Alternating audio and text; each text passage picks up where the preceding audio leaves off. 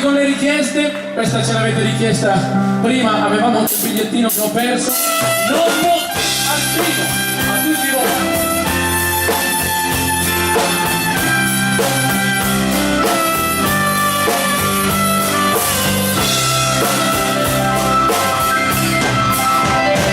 Un cassetto fra tante cose vecchie, un po' ingiallita ed anche un po' sbiadita.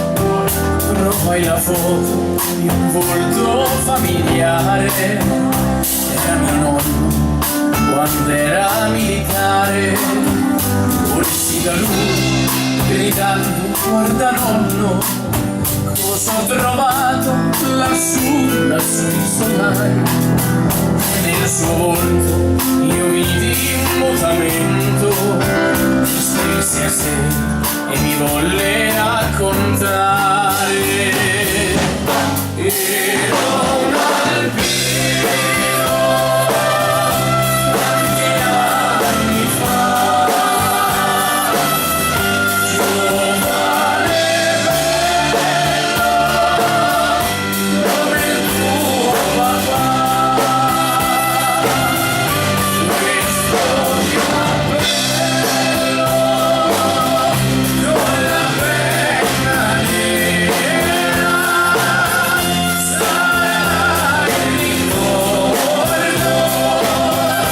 che ti lascerò.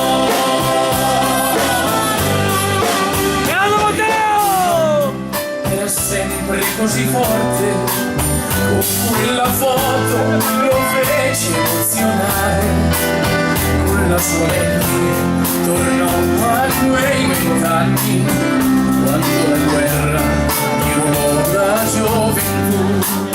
Restò in silenzio, capì, stava pensando ai vecchi amici e al suo reggimento.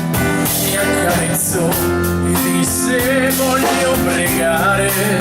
Guardando il cielo incominciò a cantare: Dio del cielo, stai vicino a noi,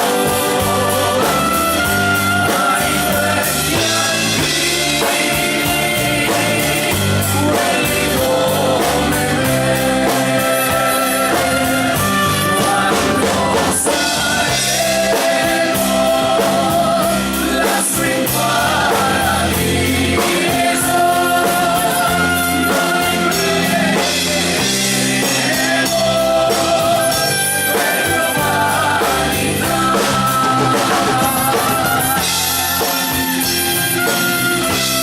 Grande Matteo! Grande! era passato poco tempo da quel giorno. Ricordo il pianto negli occhi di mia madre, che si chinò e con voce tremolante mi diede un bacio dicendomi così: il nonno ha vissuto sempre una buona